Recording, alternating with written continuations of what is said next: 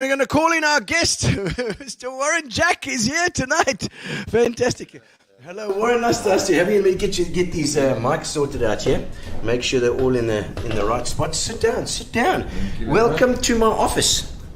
And these you'll only need when we chat to whoever. Hang on to those. All right. So we on here with the mics.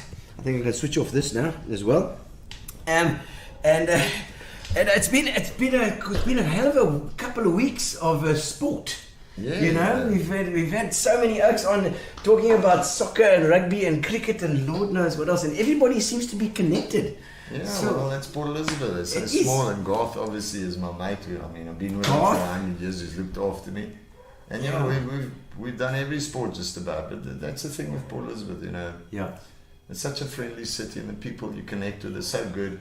And you know, I've played sport all over the world with my soccer career, and I must say, at the end of the day, Port Elizabeth's the place. You know, it's a great place. I mean, I don't care. There's so many moans and groans, but at the end of the day, Port Elizabeth is a really great place. I mean, there's opportunities here for us. There is still. You mentioned our beaches, everything. I mean, it's fantastic, and we're going in the right direction as far as the industries go, with our waterfront possibly coming, all those type of things that we can chat about. Oh, maybe you can give a bit of shed a bit of light on that bloody Transnet. You know, I'm waiting. Everybody's waiting for Transnet to bugger off out of this. Well, look, there's good news coming on the horizon, but I know people have been hearing that for some time. But things are going to happen there, and fairly shortly. So I think just keep your eye to the press and see what's going on. There's a lot of action and a lot of movement. Do you know the guys who are making those decisions? I mean, is there anybody we can get on the show that would tell us more about it? Yeah, you can get hold of a guy like Terry Moss, the racing driver. Oh, yeah. You know, Terry controls the land in front of the gym in Newwood there. You know, in the early days, some years ago, there was a guy by the name of Charlie Erasmus set up the waterfront development, which entitles, you know where the train used to be in front of the gym, that land, that's 5 hectares of land. It's known as Mortar Bay, which a lot of people don't know. Then you've got 11 and 17 hectares with the tanks and all the big problems to remove everything. So that whole section is owned by a syndicate, which they got finance to do the development, which Terry's heading up that group. So things are going to go positive there, and they are talking that round. Say syndicate, it sounds like so dodgy. Yeah, well, it is. So the money's in place and things will happen. Hopefully, they're saying talking about in March. The end of March, they start filling with the tanks and moving them to Kulga, etc. So let's see that happens. But we hope we can only cross fingers that it's going to be March. It'll be great the day those things start to move. I mean, it's because it's a blight on our beachfront. And imagine, sure, but imagine if it does come. I mean, you've heard over the years how many times the tourists arrive here, they go to our Addos and travel up to the western coast. Yes. They can't stay here, but you look at that in Cape Town in the old days. I mean, you and I, the age group, remember when there was no waterfront, it just started. Look what that's done for Cape Town alone. Incredible. I know there's many other factors, but the waterfront alone, I mean, it brought the values up there in Sea Point. There used to be, the prostitutes used to go along. I don't know if you remember when Carte Blanche, when they, what was her name? Vanna, that lady, she went and did a show to pick up, see the guys picking up, and picked up, and I said, no, it's too expensive. Anyway, but the values of those apartments now have gone through the roof. I mean, you can pay 12 million rand for an apartment there, like 120 square meters. Well, I mean, all those buildings have been revamped. That's beautiful as well. Yeah, so let's hope that type of thing spins and creates Port Elizabeth, because I mean, I've got passion for the property in Port Elizabeth. I've done a hell of a lot champion. It's just my passion, and that just needs to come before I go one day. That must be up and running. Well, I think we must get into that, because I think that's pretty much what you're involved with now is property. Yeah, that's my career. I've been for 40 years. Yeah. And at the moment, are there any projects at the moment now that you're busy with? There's quite a number happening. You know, when people say that business is a bit quiet, you know, generally we hear from other agents say it's quiet. But people got to understand that things are long term. You know, yes, the inquiries aren't there now. I want this, I want a shop, I want this. But developments take time, takes planning, etc. So we've got some nice things coming up along Circular Drive, which Garth's involved with. Oh, the hospital there is... with the hospital, look, there's a hospital going to Bay West. I could talk to you about the whole period, as I say. So, I mean, in Bay West, there's a hospital going, but that site, so they've got the spa's going in Circular Drive, a new spa next to Toyota. So there's a lot happening. There's a lot happening at Warmer Country Club. I don't know if you know. Warmer Country Club. I mean, unfortunately, because the finance, etc., went down. So what we did, we got involved and broker myself, Mazan, who works for me now, has been there for some time, top agent. Yeah. We compiled a deal with Old Mutual and purchaser to open up a school there, take the clubhouse away. So the Women Country Club's clubhouse will be taken over. We're changing land in the front to business land to create finance for Women Country Club. So the father said, we've been paying plus minus 50,000 in a month to keep Women going. The salaries, the people, we keep it going. It's tough, but our first load of money is coming from the school deal. And with the land package, so hopefully Women Country Club will get back keep in. It going. Yeah, well, we'll get it going, and it must probably. There's been proposals, been a 9-hole golf course, but there's a lot of land still left over. So let's see what happens. It's all about the finance and how much is involved. Okay. So that whole strip is really turning nice, but. As I say, don't start me on property because I'll speak forever. Yeah, but I love it because it actually it forms part of the growth of the city, I love to hear positive stories because I really do believe that PE's got so much to offer.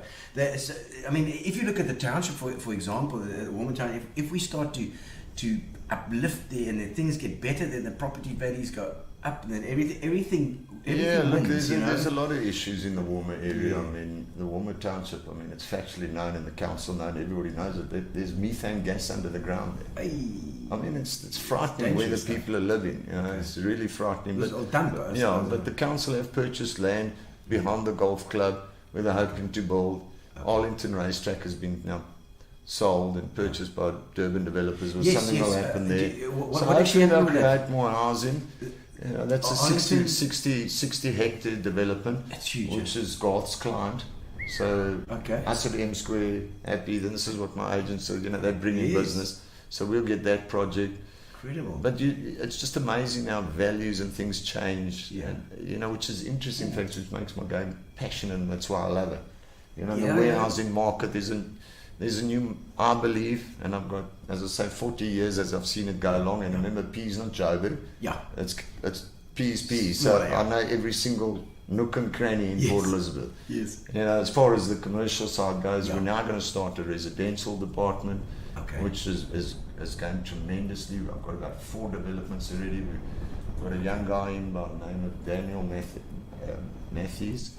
He's from a previous company. We've brought him in. I've got this Mazan youngster of mine, and I'm 60 years old, and they technology and this. We've created a new company. We're getting developments. Then I've got my sister involved, Deirdre, who is there. She's the old school. She looks after them, and she's been with me for 20 years. She's been one of our backbones.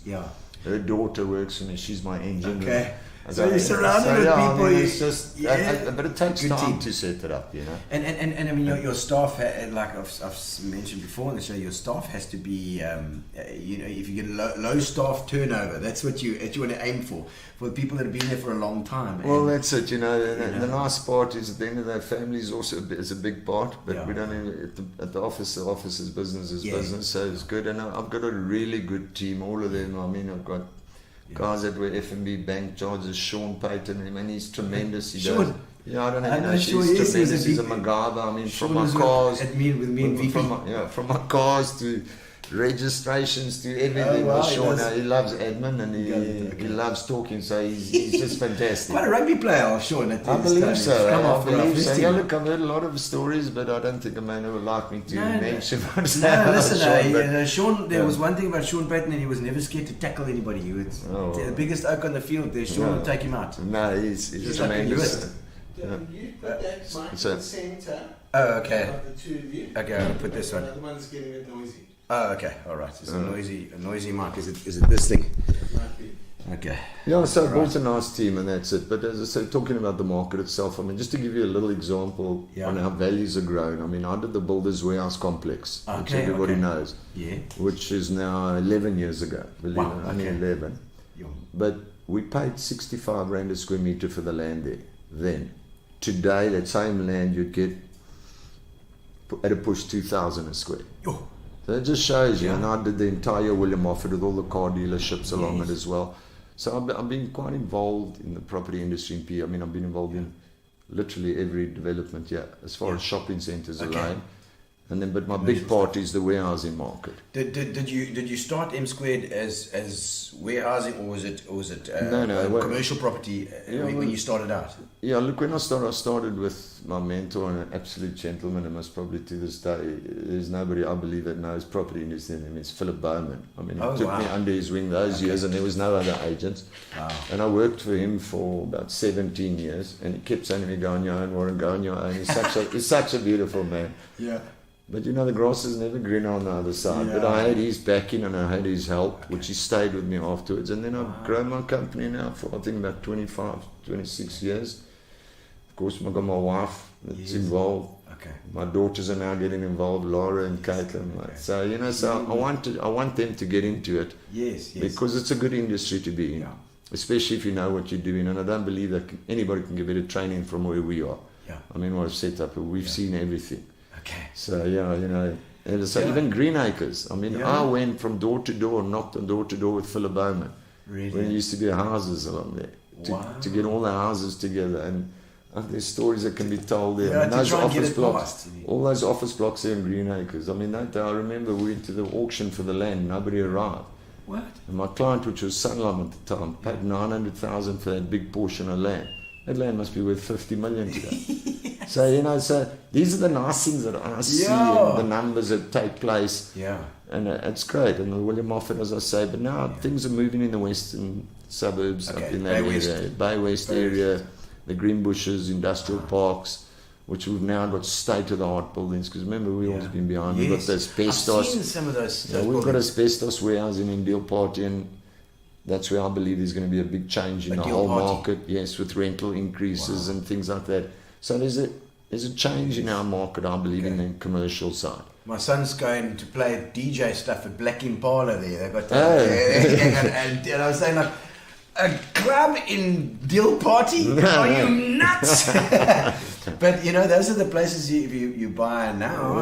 You're going to be making your money in the future. Unfortunately, it's very difficult to buy something in there because, I mean, in the early days, mainly the Jewish fraternity came in, saw, you know, they see everything. They came in and they bought the big players of Port Elizabeth and they held on to it. Okay. So, but there's a lot of leasing transactions that take place. That's where the brokers feed off. Okay. You know, so that land's very, because it was Deal Party was the party from Deal, which is a place in England. I found out that the other. Somebody took a photo. Was it Dirk Siegfried? Dirk Siegfried took a photo of Walmer and Deal, and they were the two towns. Yeah, in Lincoln. And then obviously the Deal Party was from that for the settlers, you know, when they came out. They came out on the ship. Yeah. So a lot of these things are places got a lot of history as well, which I love to hear about. We had what's his name on Swart. Oh yeah. Alan Veyer and the guys, they know that history. Yeah. But it's interesting to say that land has been bought up and they're hanging on to it. So they're obviously getting their good rentals on it as well. Sometimes if I go back, let's say 15, 20 years, I'd sell a complex for 3.5 million. Today it's worth 65, 80 million. Remember, rentals those days was R6.50. Today it's at 30, 35 Rand a square. It's phenomenal. So which obviously brings your value up, and as you know, commercial bonds 10 years, so it was paid off years ago. So it's just. So you always talk about square meterage. Yeah, well, that's where I come with my name. It just comes off the tongue like this. I'm like thinking, how many square meters is a house? I don't know, 160. Yeah. I don't know. You can't believe how many people ask me what our logo means. Yeah. And I say I sell square meters. Yeah. You know, and that's the truth. That's what you're paying for. I mean, that was also interesting the way I got that, because the day that I left Philip, I was. 2 people from the company were going to come with me to run the operation. When I said, right, we're going, they said, no, we're staying. Oh. Which to this day, it's their issues. And I went and I had a cup of coffee. So clearly it's all been solved. I'll send them Valentine's gifts and all that sort of stuff. Anyways, I went for coffee and I asked the waitress, do you want to be my PA? And I opened up in my office in my back of my home, my wife there, and it just went forward like that. And I mean, I worked for many years from my home, and that's why I say to this day, with all this COVID and this, and people want to work at home. Yes, it's all nice because we want to get there now, but the productivity is not the same. Yeah. I don't care what anyone tells me. I've been through it. Yes. I've been through recessions. I've been through all of it. And Yeah, I personally believe that we'll all be back at work within a year or two. You know, I was just talking to my cousin's an architect with the Bausch Fogarty, and he was saying the same things, that top management has got a different view from the guys that are working in the office. The guys that work in the office are like, we love working from home because 100%. I can go fetch my kids, I can do this, I can make lunch, but that's what you're doing, that's the problem. So the top management are looking down, this is thinking like, hey, maybe this is not a great plan. 100%. Come back to work. Yeah, well, that's it. So, when you look at the apses and the F&B and P, I mean, that new F&B building in Newton Parks, standing 3/4 of it is empty. Everybody's at home. Crazy, and it's frightening. I mean, the banking sector has tried to embrace that as well. Yeah. I think Investec and those guys are, a lot of them working from home now. Yeah, look, our council take big advantage of the COVID. I'm sure. That is frightening. If there's a cough, the whole floor goes up. It's really. Which is one of the biggest problems in the property industry is our council. And the service we get is the property industry. Yes, trying to I've lost a lot of investors that would do developments. I just don't do it anymore because I mean, to get your approvals nowadays, it's ludicrous. I mean, I've been working on Warmer for 9 years. Warmer Country Club, and it's coming to a head now. What kind of hassles do you all hail the king? Says Ashley Myers. Her father is there's one of my top brokers. Herman, Is it Wogsy? He's been with me the longest, that youngster. Oh wow. Well, I call him a youngster, but he's top of his game.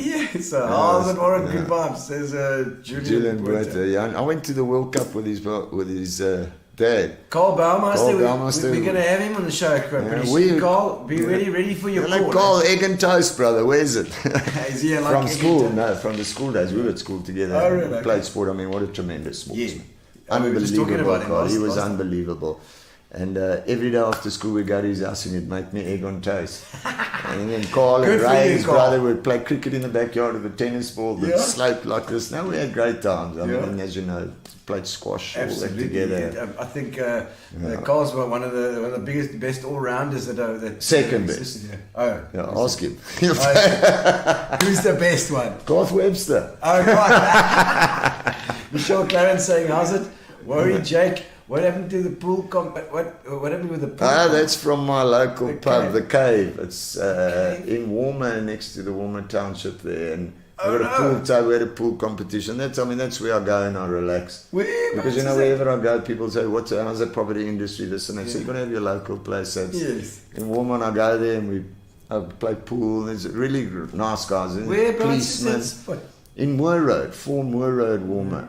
I don't even know where Moore Road is. There's braais there every day. You go there now, they braai. Is it? No, it's just so festive. What avenues is this? It's between 6th and 7th. Okay. Just off Albert Road, the engine that's on the corner of 7th there. Lovely. Most people are scared to go there, but they've got these big dodgy little places. They're quite lekker. Michelle Kelly says, always great. Thanks, Michelle. So Brendan, her husband, is always away from home. So, we won't say anything, Michelle. I don't know. He's always away from home, so we don't know who's there in the other times. Beatrice Lowe, Warren, Rudy is challenging you to a game. No, you see, they just gun me. Now gunning me. That Rudy guy, I mean, I don't want to tell you about him, but what a gentleman, also great. He's one of the key players that everybody loves. But there's so much, as we know, kocheling that goes on. And, okay, Rudy, I'll say officially you're the best pool player at the Cave. I think he's going to love that.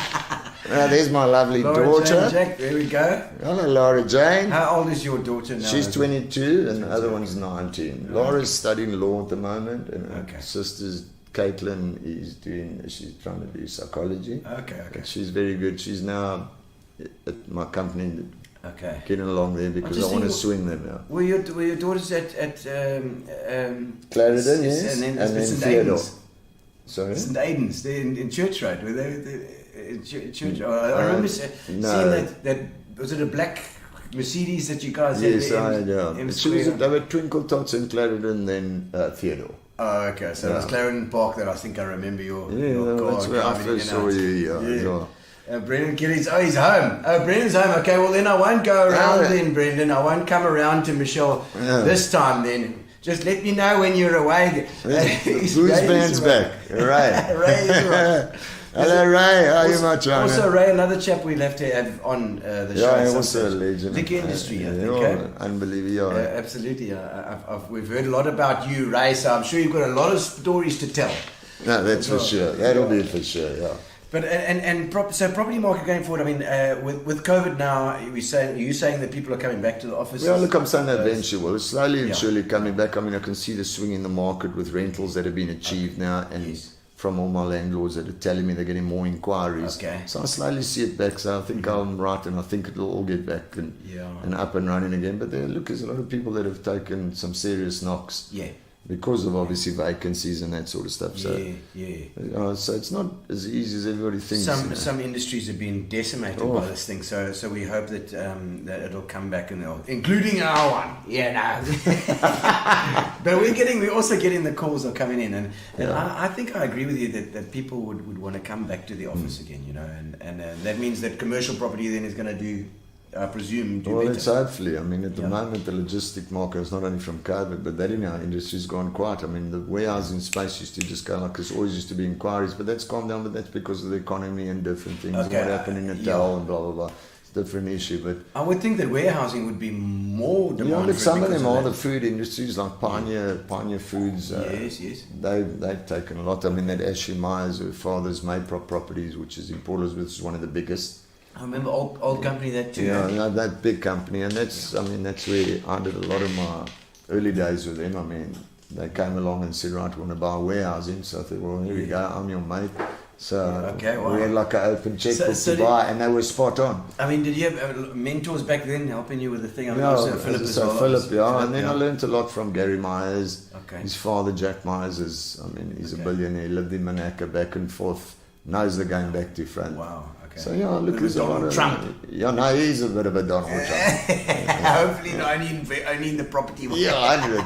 He's a bit of a UFN as well. Right. Nice. Well, he was in the young days. Yeah, got his gown and his cigar. There we go. Jaco Becker saying, how's it? Don't forget to mention your mates. What does your security and handyman work? Yeah, no, he's very good. He's also from our local place here. Okay. He does all the maintenance. He's very good. Okay. It's difficult to rely on people nowadays, and every Tom, Dick, and Harry wants to do, but he's top of his game. You need people, no matter what you're doing. I think you need to be consistent. I mean, well, that's the thing. You see. But everybody wants to beat everybody's prices. Where at the end of the day, it's all saying goedkoop is duurkoop. Yeah. And I think my boertjie there has got it spot on. So yeah. That is very good, yeah. That mates, that does your security, I say. That or what? Yeah, wait, what does your security or that does your security? Yeah. You can write deliciously, it's fine, Jaco. But I'm glad to hear that's coming back again. And then you say residential, you don't do a lot of. No, we got into it now. We've now opened up M Square Residential. Residential, okay. And so that's now, as I say, and it's flying. I mean, yesterday we tied up a new development, 48 units. By the time this afternoon finished, I think we're at 65 or something, which once again Sean and Daniel handle at my office. Okay. So it's nice, so with my network, I've never gone out and looked for it because I didn't have the backing to do the product properly. So we did our first one maybe 8 months ago in Warmer, Villiers Road. Villiers Road. Where I grew up. Villiers Village, we did that. Lovely. Oh, is it up 14th Avenue, 13th, 14th Avenue? No, between 5th and 2nd and 3rd. Prime position, the airport. Yes. Yeah, we did 28 units there with Dave Mandel. Dave Mandel, that's the one with the jet. Yeah, he's got that jet. No, he took me in that jet in play. Did he take you? I've been in the other one. No, he took me in that jet when he flies past the Beacon Isle. So anyway, he tells me what an experience that was.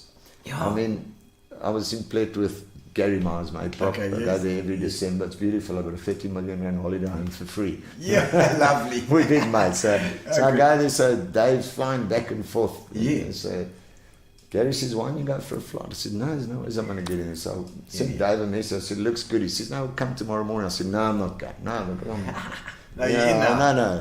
Anyway, they pushed me. I said, this is bucket list stuff. Yeah, it is. Anyway, when I got to the airport there, I mean, they prep you first, and Paula Mandel, Dave's wife, comes over and she starts prepping. She says, Warren, I'm going to tell you one word. Yeah. and that's the last time you use it until you land again and give it and get out the plane. Yeah. So I said, okay, what is that? She says, eject. No, you don't want to do that. No. So because it's 2 seats, you know. Yes. No, you got it the was thing a in the Russian middle. MiG or something. Yes, I no, mean, it's the Russian, it's the Czechoslovakian L39. Something like That's that. what it's called. on that I went in one in Stu Davidson's got the same plane. Yes, okay, 100%. And so I went in the same plane. Yeah. So I know exactly where you were. You got that thing in between your legs. It's all over the place. This big red button there, which you can't push. You don't want to go near You it. don't want to push that thing at all because it's going to eject you out of the plane. Yeah. And then you got the things in your ears, the cover and No, stuff. I had headphones on. Yeah. Headphones, Did he do? Yeah, well, this is it. He flew straight for the Robberg mountain, but he told me, he said, look, Warren, as you go up, the G-forces, so you got to go, which is apparently assisted. Oh, okay. So I thought, okay, well, this is going to be great. I'm going to video this. I'm going to do a loop. You got to watch the video. It just shows the ground. Yeah, sure. And you just hear me going, because he just goes, and he goes straight up like into the circle. And then he goes past that beacon island about 350 k's an hour. Yo. It's something else. No, it's unbelievable, the speed. No, it's like beautiful. I describe it like being on a motorbike, but you're going 500 k's an hour. Yeah. You know, And I think it's they can go uncomfortable. just below the sound barrier. I think that's where it gets to. No, it's phenomenal. And, Stu did what he said to me. I'm taking you up and I'm doing what do you call it? A Cuban 8. Cuban 8. Lovely. It's a figure of 8. Okay. But he pushed that thing. I don't know what it was. It felt like 150 G's.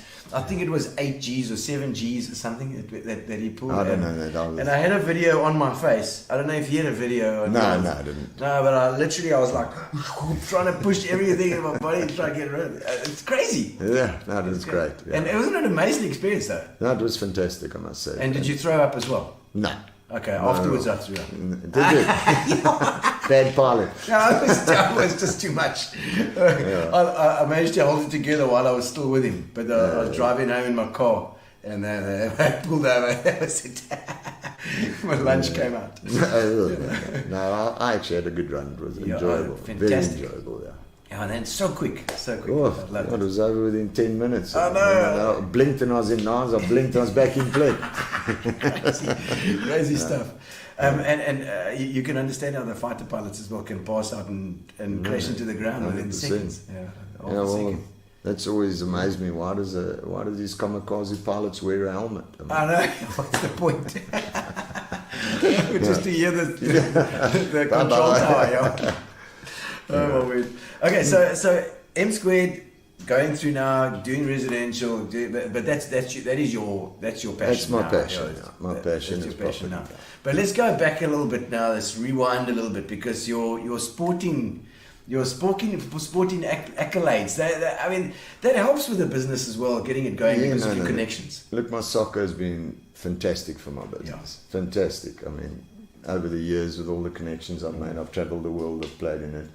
But yeah, look, I started my soccer career in Johannesburg as young. I moved to Piet about. Were you born in Joburg? Yeah, in Robertsham, in the south. Okay. Where the men are men and the women are also men. I'll say. Yeah, and then I came to Piet about 12, 13, and then joined Westview Sports Club, where they've got a fantastic townhouse development now. There you Must be one of the best in Piet. Lovely. I started there, I played for Westview through my career, and that's where I met Garth. As you remember, I said I was 14 and I went to play in the Premier League with them. Wow. So you were in PE from quite a young age? Yeah. Your folks moved down My here? folks moved down here. My dad was with Standard Bank and he came down here. And then, funny enough, when we came those years, I'll never forget, came to fetch my dad from work with my mom, because I mean, there's one car in the family. Yeah. And he was in the warehousing game. Really? Frightening, eh? Yeah, such a and to this day, I work with that property. It belongs to the Parker family. Okay. It's down in Deal Party. Wow. And we're busy with the deal. One of my brokers, Kenny Fox, also old hand in PE, he's also with me. He's busy doing a nice deal there. And that's Kenny Fox is a good name for a muser as well. Well, I think Kenny's been around the world actually. So he must probably could play. But anyway, so after Westview, I played senior there. Yeah, okay. And then I went to Cali's, and then So this is from the age of 30. Where were you at school here? At Cotswold, and then Alex High. And then Alex Boyd. yeah, and then when I finished with Kelly's, I made the Springbok side in the Currie Cup tournament. Wow. Which those days, I mean, I still to this day remember we were at the Rand Stadium, and how it worked in those days. All the amateur sides from around the country would come and play a tournament, which is known as the Currie Cup tournament. Went for years, and all the big names at Port Elizabeth, all the top players that have played here have come out of there. And I'll never forget, they were announcing the team, and I mean, those days, I mean, money wasn't all over the show, and as I say, I mean, my dad had 4 of us to bring up. Yeah. So we had one blazer. Okay. So we went to the tournament, one blazer, and when they called out the SO side, quickly, I swapped with my brother because he was in the midfield, and when he didn't make it, now they go to the forwards. So I thought, give me your jacket in case I make it. Got his jacket, and I got him. That's when I made the Springbok side there.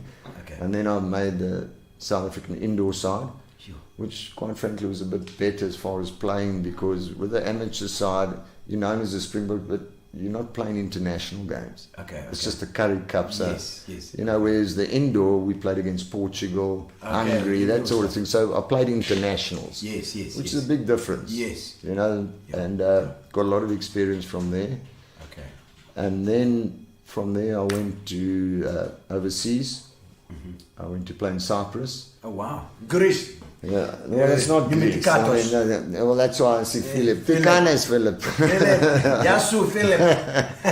Yeah, so I went over, played in Cyprus, and it was one of my highlights of my soccer career as well, because I went there and I played for a side, Pezoborogos. I mean, Epa, sorry, and we played against the side, Pezoborogos, and in the history of the island, Epa had never beaten Pezoborogos. Okay. So here comes this guy from South Africa, this thin guy, along he comes. And the first game we played, I'll never forget, we got to the stadium, and you know, in Cyprus they build their homes with flat roofs, concrete. So as the family gets bigger and they get more money, they build on top. Okay. So you got the stadium, which is packed. Yeah. And then you got all the flats that you can see around. Everybody's on top of their roofs, on their deck chairs. I mean, they love football. Yeah. It's like the South Africans love their football. Yeah. And you know, they come along and they want to see what am I going to do. And I'll never forget, I scored 2 of my best goals ever. Oh, really? And we won 2-1. Fantastic. I mean, I was like God on the island. I mean, you'd go out into the restaurants and you call for your bill. No, supporters paid for Warren Jack, come to Warren Jack. No, they loved it. So, and I played there. Then when I came back to South Africa, that's when I started making my contacts for the business world. You know, I started playing for Kasadia, Leeds United, which had come from the first division into the Premier Division. Those days was the National Soccer League. Okay. I mean, that was the days of soccer. I'm not saying it's when I was there, but the names of those days, you're talking the Jomo Sonos, Lucas Radebe, Dr. Kamalos, Joel Fire. Those were soccer players. I mean, they nicknamed Professor Mkabani. I mean, I didn't get that name for nothing, but he'd dance on the ball. And soccer's changed to this day. You know, I mean, sadly, I say I don't even watch it anymore because it's not so good. I mean, there's too much that takes place. The politics is unbelievable. We see it all over the world with our cricket, with everything. Yeah. Everyone's got their opinion, but I've seen it from a soccer point of view. The sport's just been ruined. Maybe the soccer is in there so thick, was in there so thick from before. Maybe it'll be the first to come out of it. I don't know. Yeah. Well, I don't know. I mean, it'll take a long road. But I mean, the quality of players compared to those days to now, I mean, it's chalk and cheese. There's really good players. So, yeah, I played for Leeds United, and my debut, I scored 2 goals. Played against Eleni, believe it or not. And I ended up playing for Eleni. I played from Tata Bushbucks. Okay, gee whiz. Yeah, and then Amazulu's story is also one of my nice stories. I was playing for Leeds United. I mean, and I'll just go back a sec. You know, I was in the property game, as I said. I loved the property game. Yeah. And I made the Springbok side, and then Stan Swart, the referee, was obviously refereeing one of the Premier games, and he saw this Leeds side, and they needed a striker, so he mentioned my name. Anyway, so I ended up going up to Durban to play, but I wasn't prepared to go live there because of my job. Yeah, okay. But I also wanted to taste of professional soccer. Of course. So I said, no problem. If I make it at the trials, I'll move up to Durban. Okay. Sadly, knowing that I'm not going. But I might play 2 or 3 games, get a taste, and back I come. Anyway, I went up, and first 9 games, I scored 9 goals. Jeez. I think you might be photos from Barbara. So there was, so And then for 8 years I flew up and down. Yeah. Every Friday I'd get a 12 flight in PE, fly to Durban, get my Hyatt card Hertz, go to Ilangini Hotel room 7 to 8, which was booked for me every weekend. Yeah. Monday fly back to PE to work, train on my own, because obviously my team was based in Durban. Okay. Jeez. So I So would you train- train on your own? I would train out. I mean, you remember the Humid Mansion days? Everybody Yes. sit on the beach on the front there with all the dollies and the beers and Yes. loving it. I'd run from Warmer down there, have a lime and soda and run home. Because, obviously a soccer career. So, Okay, geez. so I had a good run with Leeds, and on my debut I scored 2, and then I turned down Kaiser Matong. Yeah. He asked me to come to play for Chiefs. Kaiser Chiefs? Oh my He word. said he asked me to come there, but I wasn't. Is that why it's called Kaiser Chiefs? Because of Kaiser Matong, is that Yeah, right? yeah. Okay, So Kaiser and his called. Gee, was Obviously put the Chiefs behind it. Yeah. But my first game for Amazulu was one of my highlights that I really love, and I keep telling one of my mates from the cave, Clive, he's in the oil. Charlie Minter is in the oil business. Yes. And he loved the story. He asked me about the soccer because not everybody's interested, say, and I enjoyed telling the story. Yeah. And I was playing for Leeds United, as I say, and I was doing tremendous. I was in the top 3 goal scorers for like 4 Where seasons. were they based here? Durban. Durban. So they're based in Durban, okay. So those There's days, some photos there on WhatsApp, I think. Let's see if we get them. so those years it was Shane McGregor, myself, and Noel Cousins were the 3 top strikers in the country. I remember those names too. Yeah, and Wow. as I say, in the debut, I got 2 in the debut, and then I'll get to the airport and say, how many did Shane score? How many this one needs to change? But anyway, so I got... Weren't competitive at all, Yeah, clearly. no, but at that time, then Amazulu Yeah. were like, was probably the biggest as far as supporters go. Okay. So, you've got a game and there's 60,000 people there. So, Holy crap. so anyway, so Amazulu, those first 9 games I played for Leeds, I scored 9 goals. Yeah. So Amazulu needed a striker, but you must know those days it was in the Mercury newspaper. Is Jack moving to Amazulu? Blah, blah, blah. Yes. And I'll never forget, long story short, I ended up at the game in Mlazi. Yeah. I mean, I walk in there and there's like 60,000 people. So the atmosphere is unbelievable. Yeah. And there's a fence around the field. Yeah. And the game gets underway. And within 2 minutes, those days used to, when the goalkeeper got the ball, everybody would move back up to the halfway line. The keeper would kick it. Yeah. Whereas today they roll it out to the fullbacks and play more ball, so to speak. Keep the ball. So we all went back, and now everybody, as I say, all over the newspaper, is Jack going to save Amazulu over? Yeah. 2 minutes into the game, the goalie gets it, we all go back and he kicks it, but he kicked it badly. It bounced, hit me on the chest, on the ground, from the half line, I just hit it. Yeah. He went down, and you must remember the fields in those days, not like Old Trafford and when it's bumpy. He went down and hit a bump and shot him in the goal. Oh my word. I ran over and I jumped on the fence like that. The crowd went ballistic. That was one of my favourite moments. That the hairs on your arm stand up. Just literally from the goal, it's you. And Yeah, into the so goal. it was a luck goal. Yeah, but they still loved me for That's it. okay, It was awesome. Because Jack was saving you. Oh, Yeah. we've got some comments coming on. Let's have a look at some of these comments. Caitlin Jack saying, best in the game, go Dad. That's you my know, lovely she's a daughter. bit biased. you There's know. the Greek. There's Yes, the Philip. everything. Yumikato says, Warren, I used to race from J Bay to play for Callies and watch you hit free kicks way over the crossbar into the neighbouring field. Yeah. Thanks for the great memories for playing for Callies. Beatrice Lowe says, Jack, Knoppies challenge you to a pool game as That's well. the code. You see, Knoppies is also. Knoppies is here as well. It's Atari saying, Warren, wobble bottom Jack, oh really? That's Atari, Garth's Yes, wife. God's wife. Yeah, She likes my beard. She clearly likes your bottom as well. Here we go. Watch out, God. Gary Lavera went to school with him. He was with Carl and Claude from Kierspark. We were all mates. He was a good rugby player. Oh, really? No, Okay. that was a good rugby So that's player. that's Alex, eh?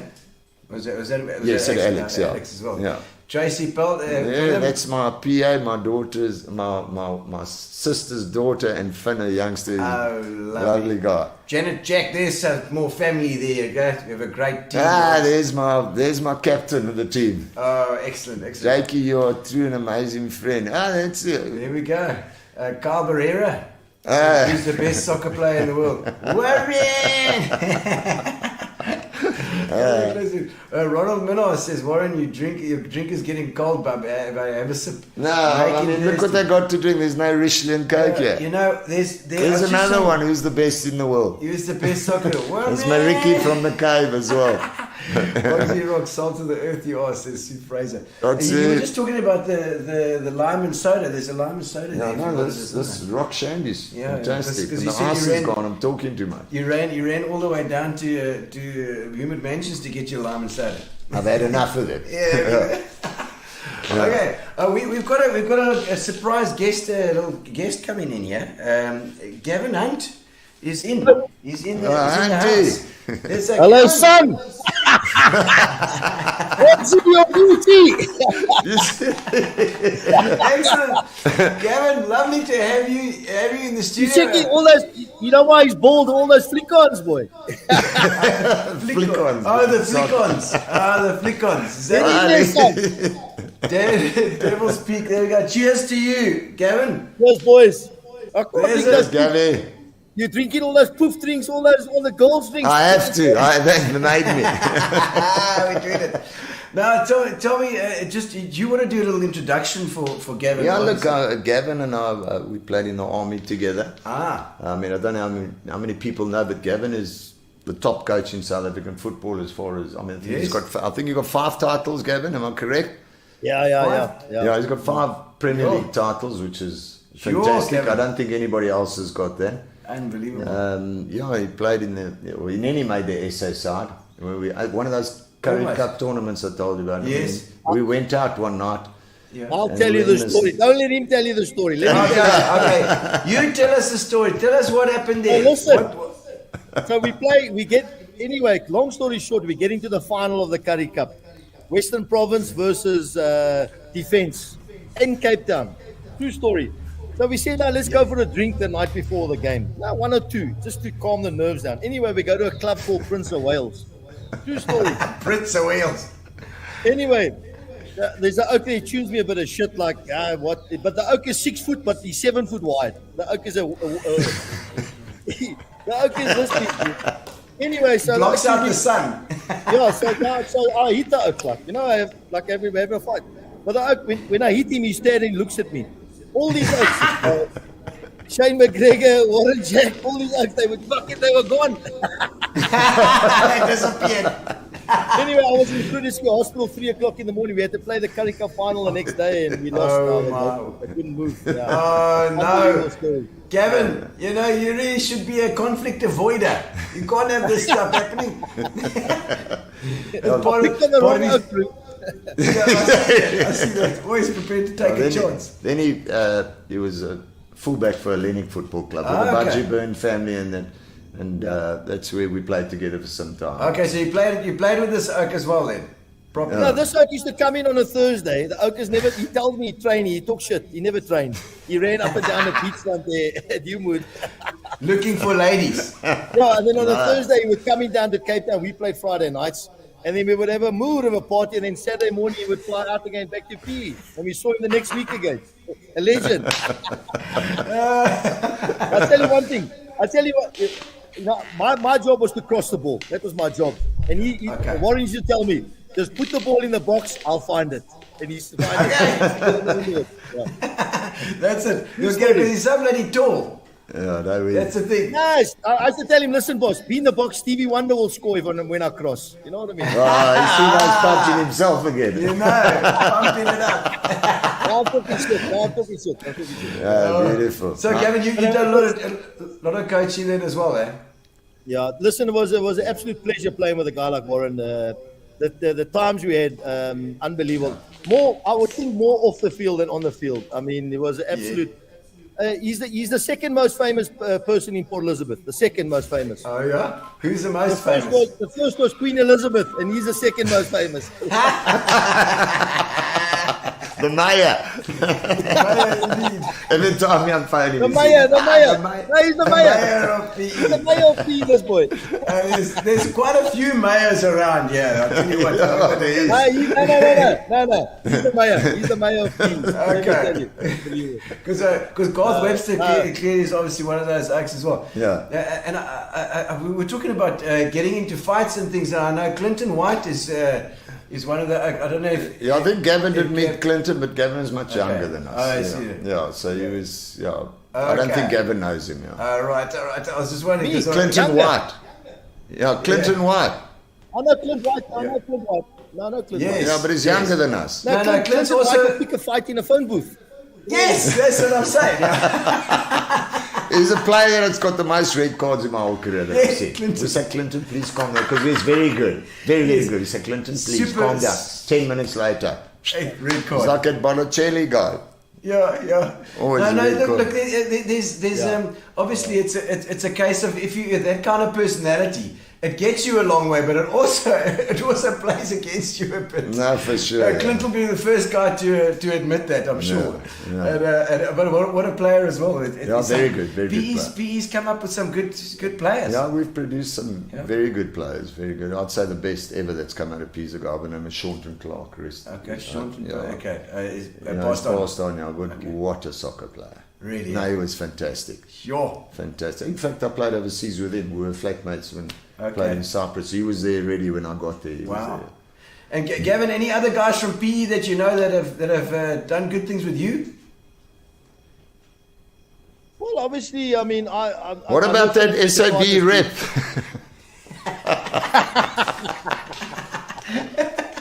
Oh dear. Yeah, no. He's a shocker, murder. He's like, Rachel. You know, he's got the white stick with a guide dog. Nah, murder. That's Stan Swart. Murder. That's Stan Swart. There we go, Stan. He's talking about Stan Swart. Stan Swart. He's got a white Hey, stick. All right. hey, when he came to the games, he used to have the Labrador. You know the Labrador, the guide dog. The refs. Yeah. The referees. Oh, classic. I see Stan a lot. He's a great guy, and we always had a good relationship. But you don't get that in these days. The banter and all that. But he's done a lot for the game, Gavin. He's been He's brilliant done a lot for the game, and he's raised the flag for the Eastern Cape. Yeah. Yeah, And also my good friend Philip Metakatis, the Yes. goalkeeper. Yes. Philip.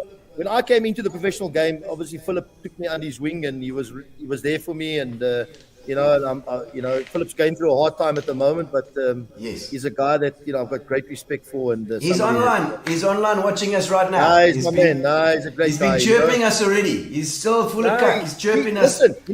Listen, all goalkeepers they're all Harry Dilly. They're all, what I mean? They're all, shit, Anyway, Oh, no. And now tell me, Gavin, is there anything that people don't know about Warren that you have some inside information? Yeah, I wouldn't listen. There was a club called the Coronel Hotel in Joburg in Hillbrow, but I won't tell you about those stories. No, Those rather days. take his phone number, Gavin. Yeah, A kolonel. Was jy daar by die Ons was kolonel? daar. Ons was daar. listen. When you used to put your hand in front of you, it was so dark you couldn't see what was going on there. Gav, remember the Malawi trip where I played rugby in Malawi? Yes, unbelievable. Listen. We go to Malawi, and we used to play Champions League those days. Okay, yes. Champions League. Nowadays you go 2 days before the game. We used to go the week. But the Lennox was the worst team in the world to go. We drinking Monday to Friday. Remember that hotel they put us in, Gavin? No, there was That cockroaches. hotel. What's the cockroaches were this big? What a And beautiful so you time. go up to Malawi, and then what happened there? No, we I won. had to I mean, fly they were back hopeless. earlier. The team, we beat them 5-0. but- They were hopeless. I mean, we could have played Okay. blindfolded. Anyway. Yeah, but Gav, remember I'm telling you, I had to get back from work because I postponed it from the hotel that they put us in that rubbish hotel. We moved. So I had to fly back early. So I played rugby for that club, remember? Yes. With the same colours as that. So I believe they had same colours as this. I played rugby, bro. I said, what are you doing? Budgie's going there. Unbelievable. Yeah, 'cause, I mean, those days as well, I was just saying with the amateur game as well, the Oaks, it's not the same as it is today. Today, the sports guys get treated really well generally, if they're playing at a certain level. But in those days, the refs got moored on the field, the players got, they get locked in the change room because the crowd's going bedorned outside. No, Yeah, it was. The crazy stuff. In those days, the opposition used to book your hotel for you. So when they came to South Africa, we booked the hotel. When we went there, and they think it was a 5-star. But boss, the cockroaches and No, it was frightening. the chicken legs. The chicken legs were this big. They were big chicken legs like this. They were swimming in oil, like, you know what I mean? It was the first time I had chicken knuckle soup. And let me tell you, and the match balls. You know when you go to Macro and you buy those balls in the they were balls from Macro. You kick it and it goes all over the show. The weight is not right. Yeah, That's no. true. And I suppose they put you in those hotels on purpose if you were going to there. Yeah. Because they built it. Yeah. And they put you on the 5th floor and the lift doesn't work, you know, so you got to walk up and down. Oh, man. Thank you, Gavin. Lekker. Nice seeing you, Gav. Thank you for popping in. I appreciate your time. Are you still eating that What did cannon, you shoot today? Nah, 78. Not good, boy. Not good. 78. 78. Pick up your game, please. Yes. Nah, Rude. bloody boss. You know? If I break the 100 Vespa golf, Drakes. I'm happy. I got the Vespa Drakes, you know what I mean? Yeah. Oh, lekker. Thank you. Thank you, Gav. Thank you to Gavin. He's got to get better. But Gavin, he sounds like a real character. No, he is. But look, he has been at golf all day in Cape Town. Oh, right, okay. So he's had a couple of it. See the devil's beak. It's still in his hand. I checked the devil's beak in his hand. There you're going. Sue Fraser saying, Wogsy, you rock salt to the earth. Sue Fraser. And Mark Else. Yeah. Also, thank you, Mark. Peter Crowder, another cave guy. Okay, it's cave, eh? Yeah, no, it's unbelievable. Dr. John. Alan Fry, remember Alan? Yes, Alan ran the Nosh restaurant there for many years. Yeah. Now I think he was in Adda. He's running Adda now. He's in Port Alfred, I think. Oh, is that right? Tell us where you are now, Alan. Give it a bit of a punter. Denise Brown. That's Garth's sister again. Okay. Garth's sister. Go Chelsea.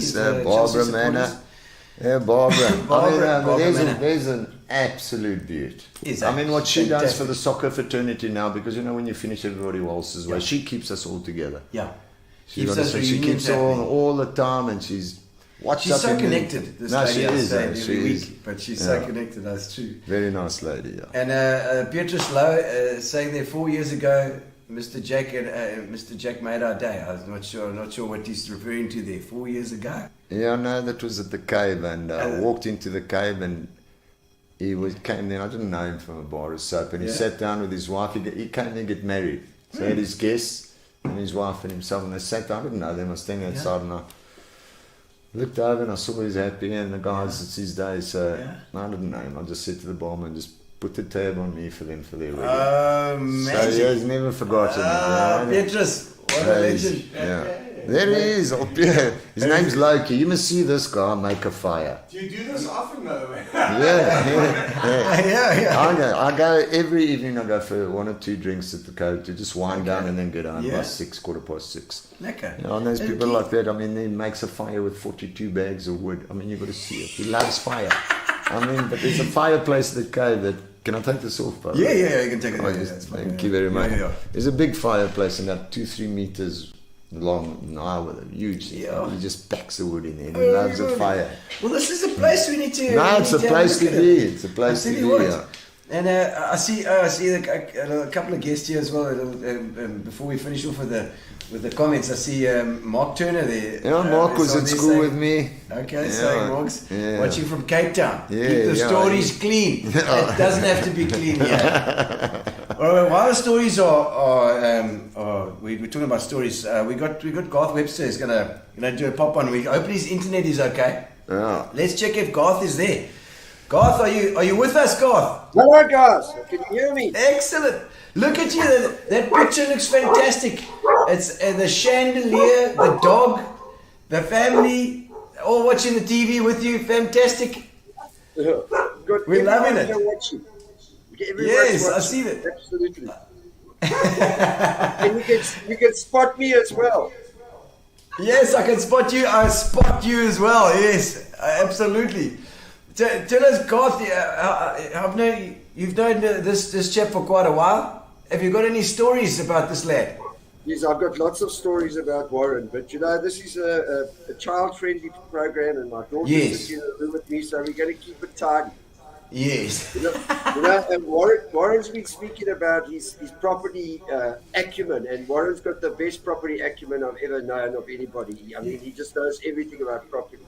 But the one thing about Warren is he's probably one of the most talented sportsmen I've ever met in my life. Yeah. I mean, as we said, as you guys were talking just when he was 14, he went and played in the senior side because he was too good for the under 14s. Yes. But he also, whatever sport ball, whatever he picked up, Warren was just a natural at. And I remember when Warren was about standard 9, because I don't think he got to matric. So I standard 9. 7, Garth. 7. My lucky number, I told you. So, that's why I did it 3 times. That standard 0. Yes. And we used to play a Sunday league I was playing for Warmer Country Club cricket side. Yes. And the Sunday league, the morning of the game, we won short. All right. So I said, well, I know someone that will play. So I phoned Warren and from on his house phone, landlines in those days, and he got dropped off, and Warren came and debuted for us at Warmer Country Club, at Warmer Cricket Club in the Premier League side at a young age. And then he went on to the army. And Warren, tell us what happened with the rest of your cricket career. No, look, my cricket career wasn't that bad. I mean, you can ask Mike van Vieren. Oh, yeah? Fires. Fires, I mean, look, Garth and them, was at that time when I played, he was playing in Joburg with the Clive Rices of the world. Yes. Yeah. I only ended up playing with Mike van Vieren, Yes, Dave Richardson, Grant that's Long. not too bad down Dave here. Callahan, we had... Callis. And Okay. I was an opening bowler. All right. And I was a very good fielder. Yes. And I mean, Fires will tell you a story as well. One day was Sylvester Clark, one day was playing. That's a quick bowler. And Fires came to me and I was bowling. And I said, I can't get this guy out. And Fires, he said to me, bowl him at the throat. I'll never forget it. But anyway, I said, well, the cricket. Fires, don't worry about the wickets. Bowl him at the throat. Because that's what Sylvester Clark would say now. He'd walk up with his accent and say, bowl him at the throat. You'll bowl him at the throat. So Fires picked us up. Every time I bowled, he said, bowl him at the throat. But anyway, so I played cricket, as I say, and this was for the Defence Force side. So I mean, as I say, Dave Richardson, we had a very good side. Yeah. And my career stopped for 2 reasons. I mean, one, I was batting at St George's main field, and Dave Brickett was bowling. I remember Dave. He was quick, very quick. Yes. But my main sport was soccer, and everybody knew that. So, and in being a quick bowler, you automatically went to bat number 11. Yeah. I don't know why, but that's it. The bowlers. I always say, no, you bat number 11. But I'll never forget, I batted 7 or something that day, and Dave Brickett came and he's hurling them down. I don't know what was going on, but anyway. Yeah. I went forward and I sneaked one, and it was loud. Yeah. Everybody goes up, but the umpire didn't put his finger up. So I hang around. Anyway, Dave Brickett ran down the pitch, telling me about soccer and what I am and blah, blah, blah. So I retaliated. Took the bat and I tried to whack him. Anyway. So I got banned. It's ridiculous. Okay, I got banned. But then I came back and I played. And then my captain at the time, I mean, as I say, I was a sportsman and I loved the ball. I just wanted to be involved at the time. So put me in the covers when I'm finished bowling because I'm going to stop. Nothing's going past me. Yeah. But my captain steered me in the wrong direction. And he put me at fine leg. So I'm not going to tell you his first name, but you got it. He steered me in the wrong direction. Right, okay. And put me at fine leg after numerous occasions. I don't want to go field down there because the reality for a fine leg is like a quick action. A quick bowler would go rest there because he's going to bowl the next over. Anyway, eventually I got so cross, I just stepped over the line. Got in my Colt Galant those days and I left. Never to play cricket again. I was banned for life. I said, we'll keep it then. So I went into something else. These Oaks have got quite a temper. These soccer players. No, absolutely. You had to calm himself down a little bit. So that's what happened to Woggs' cricket career. He could have been a very good cricketer.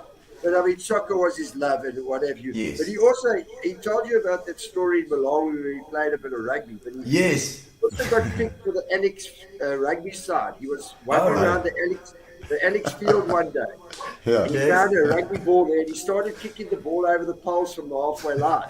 Right, okay. As a youngster.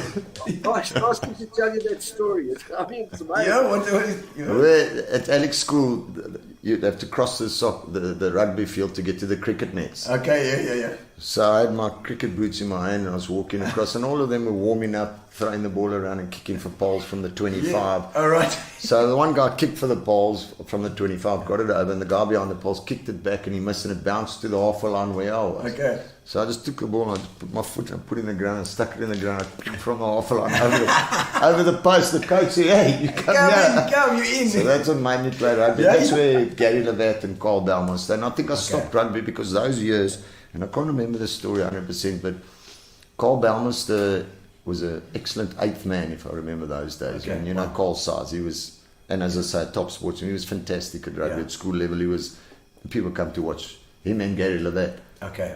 And Carl was in a scrum and something happened to his neck and he couldn't walk. Yo. And he was my very good mate. As I say, we walked home every day from school. We lived around the corner. Yeah. And seeing Carl in that state, I thought to myself, hold on a sec. Yeah. No matter how much I love the sport, I can't do it. Yeah. That's why I always vowed, if I had a son, I'd never let him play rugby. No Rugby, way. I know, To me, it's too brutal. Did you play a bit of rugby as well, Garth? Do we look like rugby players? I did play rugby until under 15. I told you last week I dislocated the vertebrae in my neck. Ah, I remember that too. I was a hooker. Yes. No, yes, it's slow. No. In those polka dots, you're not going to get much business, buddy. Okay. But anyway, you know, and then Warren is a good runner. And every, they used to have the street mile in Port Elizabeth, past the Edward Mansions. Yes, Well, Alec Riddle and those guys. No, he's reminding me, those days. Yeah. Remember that story That was- when you run against the Springbok fullback? Yeah, what was his name? Hubert, was it? Andre Hubert, yeah. Andre Hubert. Hubert, and he was Oh, known is for his speed. Oh. And you had the I think it was the Springbok cyclist, Gary Hutton, the bodybuilder, Okay. all the sportsmen. Johan Fourie used to run that thing as well. I Yeah, think. 100%. Yeah. But they had the celebrity mark of Springboks. Okay.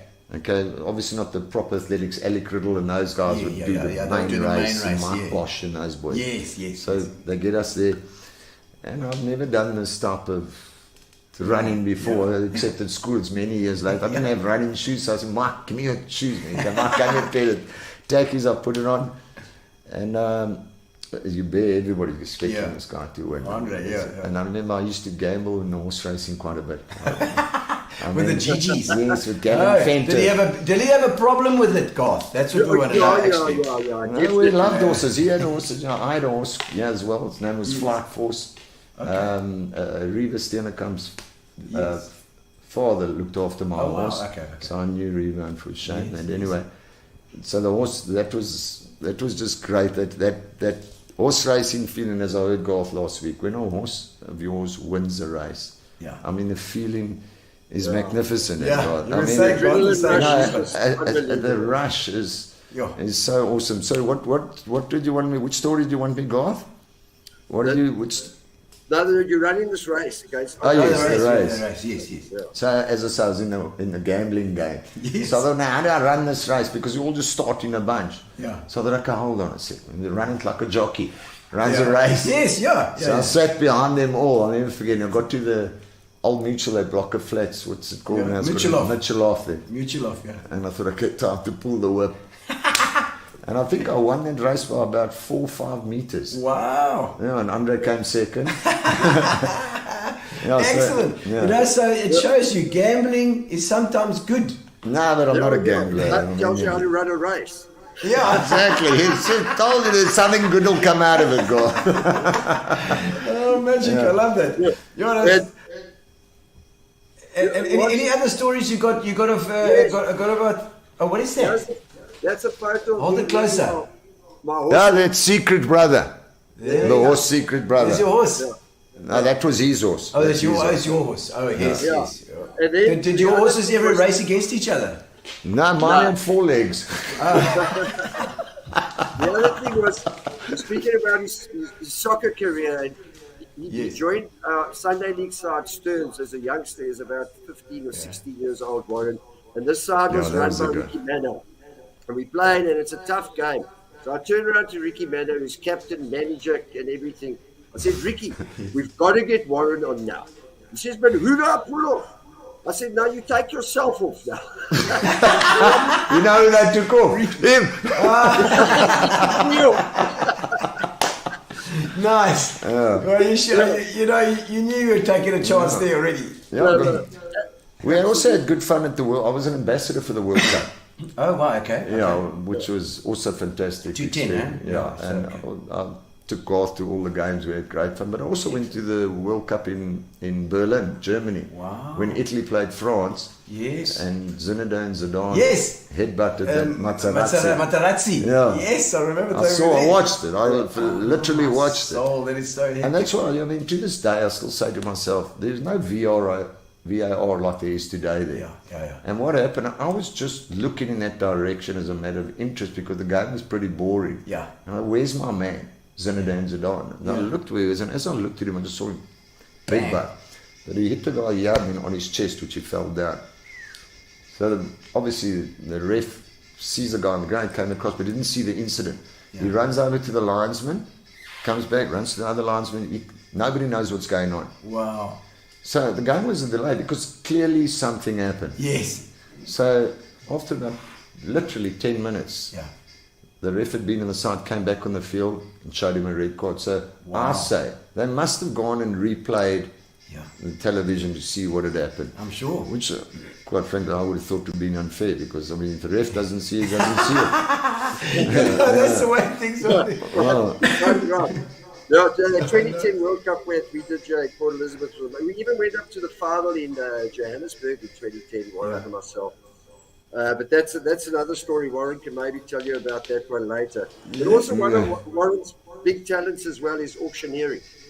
Oh, yes? And he can tell you.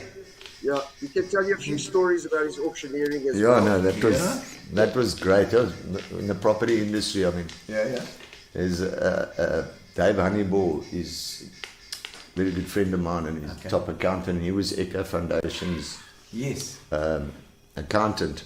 Okay. Anyway, they had a property to sell which was Park Towers. Oh yeah, I remember Park Towers, yeah. And so Dave called me in, I did my presentation and they gave me a mandate. And in those days, I remember they wanted 3.75 million for that building. Yeah. And at an auction, you get more commission, you get 10%. Wow. Okay. Whereas a normal sale, you get 5%. Yeah. So this was a normal sale. Yeah. So I went along and I got them the offer. And I went to Park Towers to present it to the board. We sat around at the board and the chairman, I'll never forget, because now I'm a young broker and I'm saying, what's going on? I'm getting 75,000 Rand commission. Yeah. It's a lot of money. It's a lot of So I said, I'm not losing this money. Yeah. Because he starts talking, he says, there's a block of flats up there with Continental is in Newton Park. At that time, there was 4 units. It was on the auction, and the upset price. Continental, yes, Third Avenue. Yes. Okay. And the upset price was 950 grand for the 4 units at an auction. Okay. And it went for 2.1 million. So the chairman had heard this. So when I came with the offer, he turned around and he said, maybe we should auction this, which is understandable from him because he's just seen something happen like this. Yeah. So now straight away I'm sitting and I think, well, there goes my 75 grand out the window. Yeah. But which I wasn't happy about. Yeah. Anyway, so I'm sitting there, so he says, Warren, can you auction? Are you an auctioneer, sorry? Yeah. So I sat with him and I said, yeah, of course I'm an auctioneer. Yeah, of course. I've never done anything in my life as close to auctioneering. Yeah. Anyway, long story short, went to the auction and I sold it for 11 million on auction. Whoa! Can you believe it? How's that? From 3.75, what the value was. But there was 2 guys that fought it, and that's what the beauty of the auction was in those days. Yes. I want to beat you. Yeah, I want to be a manier. Yeah. And the one's a local, which I'm not going to mention. The other was the guy that did King's Court. Yeah, okay. His name is Paul King. He's the guy that committed suicide years later. Okay. But he was bidding against one of the P locals, big player as well, back and forth. Oh, my soul. So 11 million. I remember. Now my 5% became 10% yes, as well. I know, magic. There was a million rand. It was I love auction. Then Garth and I do a lot of charity auctions. Yeah. Which we go in our system, because Garth and I talk together. If I get stuck, he jumps in. Okay. Yeah, So you're doing the auction thing as well. He gets me a breather. I see his internet died. I think Garth's internet died there. Always had enough. But yeah, it's fine. He must be watching on the YouTube. But thank you, Garth. You're a legend. Thank you, Garth. Oh man, I always saw his little signs outside his Webster's flooring. It's brilliant. It's brilliant. That. And so I mean, Alex, did you study after school? I went to UP for a 6-month course with Professor Henk Delpoort on commercial property. Oh, okay. Because I liked it so much, and I went there. Yeah. So you joined Philip Bowman like really early then, eh? Yeah, as I came back from overseas football. Wow. Okay. Because I was involved with his daughter. We went to school together with my girlfriend at that time, and he had the company. So I came back and I didn't have anything to do, so I did maintenance on the property. I had a little team I put together. Oh, right, okay. I remember I've now come back from overseas with dollars. Yes. So I wasn't too keen to work, so to speak. Yeah. But because so you land with your bum in the butter pretty much with the sport, Yeah, well, but that's what helped me. So you places you came back. Yeah, you're obviously good with your money then. You're not a big spender. Are you? No. You like to spend or you like to save? I like to save and spend, but not waste. Yeah. I just want my family to be sorted when I go one day. What's your theory? Like, do you keep money in do you? I'm a firm believer the best place to put money is in brick and mortar, in the property. Yeah. So I've got a little portfolio that is my portfolio, and then obviously investments all over the show. But I did get advice by good people. I've got Fintex who in Whitfield, who went to school with me. Okay. So we've got a personal relationship as well. He assists me, and we've got Liberty Life lady that assists us. Okay. And I get advice from. But are you okay to take a bit of a risk here and there? No, I don't not. You don't like risks. No, I get calls all the time. Do this like your Bitcoin, and if I can't see my money, sorry. Everybody keeps telling me I can't do that. No, Bitcoin. So I'm also not. Brick and mortar to me is king. Yeah. It just, and as I say, it's not for me. Yeah. I want it for my family one day when I go. So, and as you know, property's long term. Yeah, it is. So, look at where the property's gone. Also gone down. If you look at some of the central properties in the 90s, those. Hundreds. My dad, I remember those days, bought a house in Newton Park for 21,000 rand. Yeah. And I've kept it. I bought it from him, and I've then spent, I think, 12 or 13 years with my business there. We still got it to this day. And the values in Newton Park have gone up. So. Yeah. And then we've got a warehousing, and and it's a residential. We've got the developments we're doing now. Yeah. So I don't get and then go drive a fancy car. Yeah. I won't go and get through Westbank. If I got to pay. Yeah. Cash. Do you do the cash? I can't go to bed and I go, Westbank 20 grand and this one and that one. So. You're clearly not a big debt. No, I don't like it. I hate it. I'm with you there. Because I'm a very stressful person who comes up, and that's why I got no hair. I was young, I had a mop on my head, and it was fantastic. And then this property game, already my top agents are already going, look here, Warren, pulling the chain. So I told you so. It's a stress, yeah. But because a lot of guys said, you can gear your property and you can think of it. Look, as it goes along, but that's another, but obviously when you get to a certain stage, you got to say, well, the money's just pouring in, I've got to buy another one. Pay tax. So but there's lots of different ways, and everybody's got their own versions and own returns, what they look at, and but I play it safe. I played safe. I like that. Yeah. I like that. I know something now. Yesterday, I got a piece of land, a small little piece, 3.5 million. Yeah. I know if you buy it now, I'll tell you in 2 years' time you'll double your money. I'll literally guarantee it. But so I'm telling you, but I won't get it because I'm saying, hold on a second. Yeah. Anything 3 can million, happen. Anything can happen. But that's it. And because I've seen our land values grow. Yeah. Okay. When I started the Moffat, the people were telling me the land is worth 250 rand. I ended up selling it 2,000 a square. Wow. Supply and demand, you see. The Moffat's, it's the busiest road in PE. So where would you say there's expansion at the moment? Where would you say would be a good place to buy a property at this stage? Residential or what you look at? Either. Residential, look, I would say the Lorraine areas and that's all popping up. But once again, it's the only direction we can grow is the West Lorraine. Everything else is for look. I mean, and that's for the last price that people enter in the market, which ranges from 950 to 1.2 million. That market flies. I mean, we just got a development now with 48 units. That'll in my view, it'll go fairly fast. But you see, with the interest rate that had dropped, everybody was excited. But you know, what the banks don't tell the guys, and what people don't think, interest rate 7%, let's go buy. That interest rate's not going to hang around for your 20 years, what the bond is. You know, so what happens is most people dive in, interest rate goes to 11, 12, and all of a sudden they can't afford it anymore. Because you know, PE salaries, our economy inflation beats us young. It doesn't. PE salaries are small.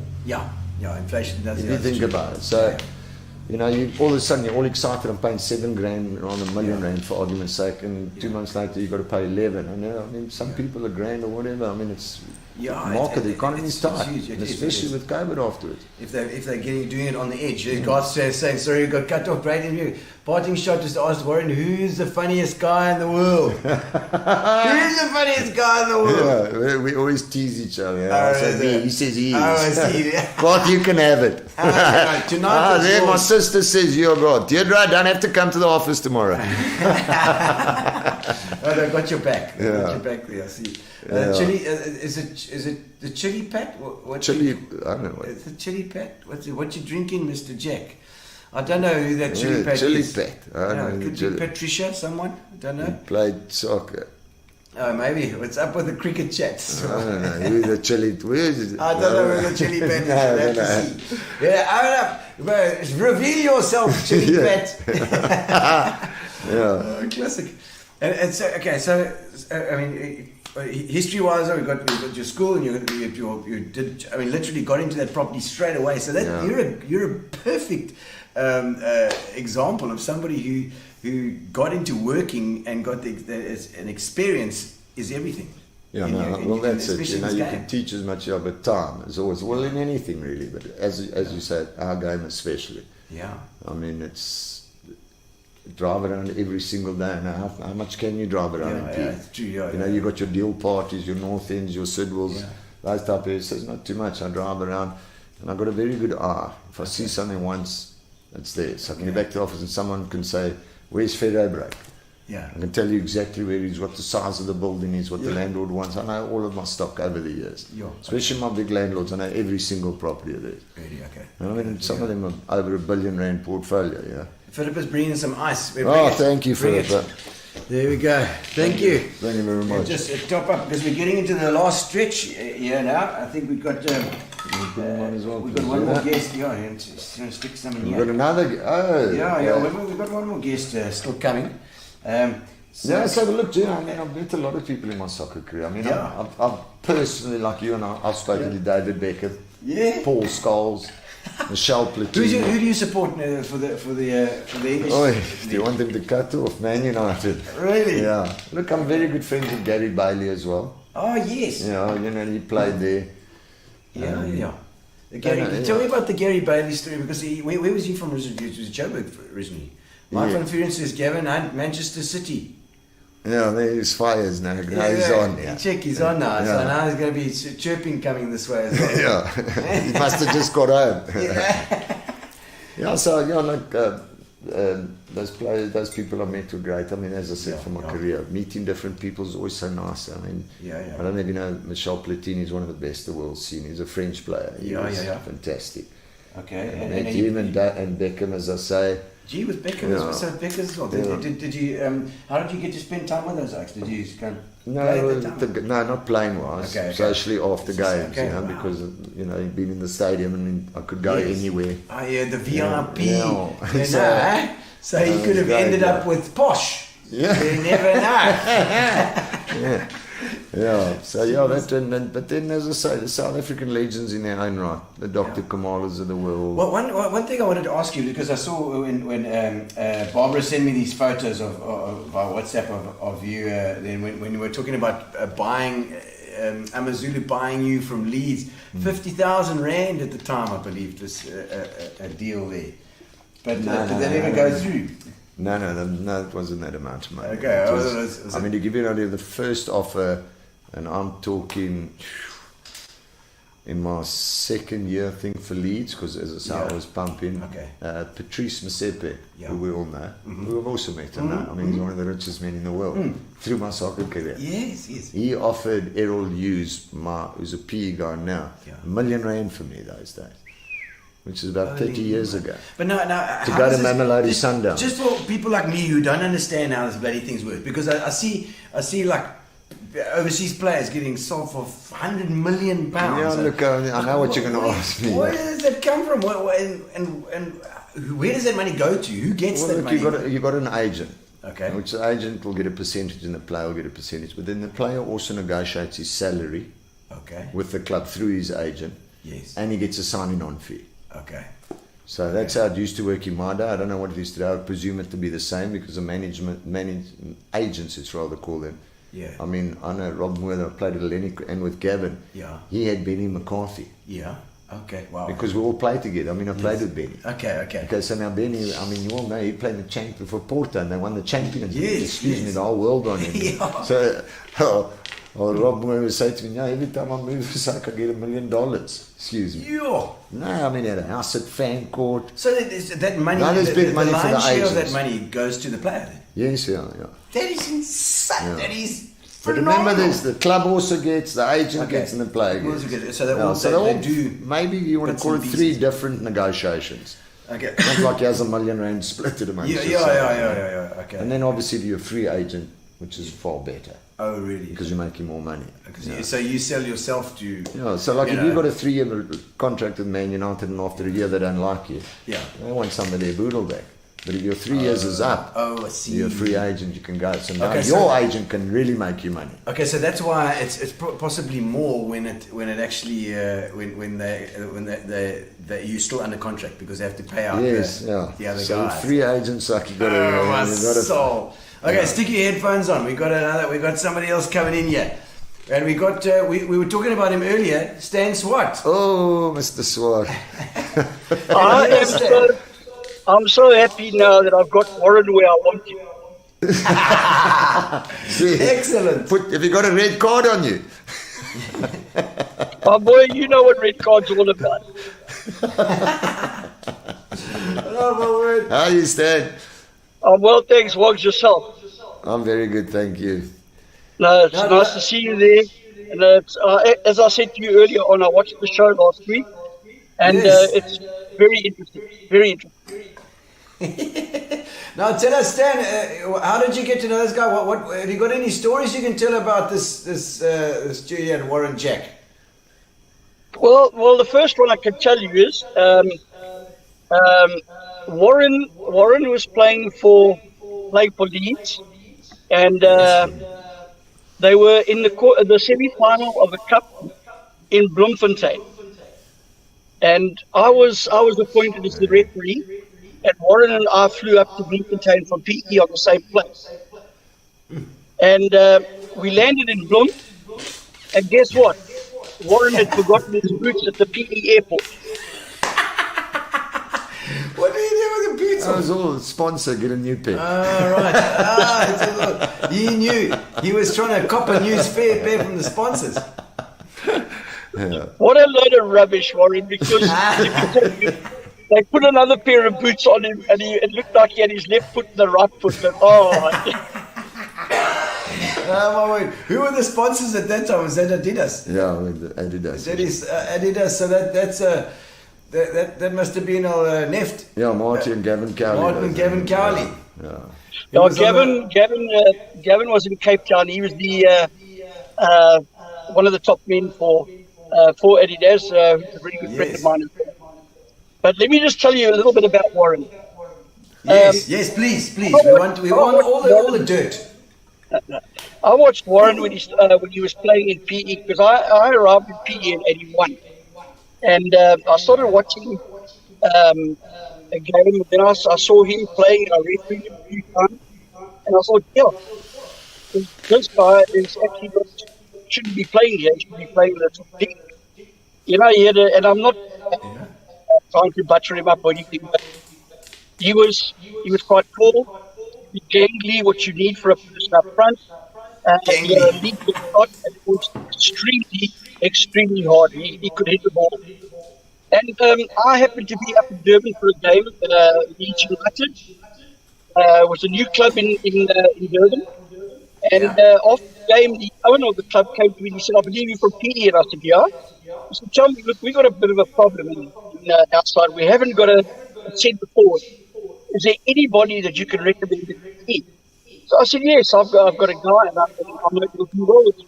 So I gave him all the details. They contacted Warren. They flew him up to Durban for a trial. And I think the trial that he had the next day, they signed him straight away. Excellent. And then the best one was the very first game of the season. Leeds played against Kaizer Chiefs in Durban. Yes. No. And Leeds, being the brand new side, they beat Kaizer Chiefs 3-1, and Warren scored 3 goals. 3 goals. Yeah, Sam, you remember, that game? I was talking to Garth Webster the other day. He's spot on. Yeah. Those days, Gary Bailey, he was in South Africa, so they had him on TV. And Yes. he would comment on every Friday night on the show, Orlando Pirates are playing Hellenic, and give his predictions on it. Yeah. And the game Stan's talking about, I'll never forget, Gary Bailey said, Chiefs play newcomers Leeds United. Yes. It's a mere formality. And as Stan tells you what happened, 3-1. I'll never forget walking into the change rooms after the game. I smacked Gary on his back. I said, it's a formality. Sorry to interrupt, Stan. No, not a problem at all. And that's the truth. I've always, and not blowing his trumpet at all, I've always admired him as a player. He's always given his very, very best. And that's one of the things about Warren that made him what he was when he played in the club. He got transferred to Amatulu. I think he got a bit of a raw deal there. But that is another story which he can tell you himself. But I will tell you a nice little story. I was invited to referee in an attorney's day 5-a-side. No. No, we allowed any stories here. They're all okay. And Warren kept chirping me that I'm being too old and things like that, and I shouldn't be refereeing anymore. I said, okay, we'll see. Warren came on as a sub. His first run down the line was like 15 yards, and he pulled the hamstring. Cho. Yeah, that was in Summerstrand there. He sat the rest of the tournament out, and I kept walking past him and saying, how's the leg, Warren? How's the leg? I'm still here. When you got friends like that. Well, Stan could also, he'd been around there, as I said, but I mean, one of the other things we mention is this witch doctor stuff that they use in soccer. Witch doctor Oh, my word. Remember, Stan. I mean, I used to see them. I used to see these guys coming out.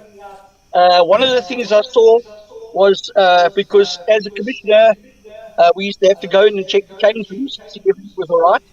And these silly guys would get these little boys in and put a plug in the bath and make these little boys have a pee in the bath. And then they used to make the players with their boot walk through this. That was their routine. it's frightening. I mean, Pee in the bath.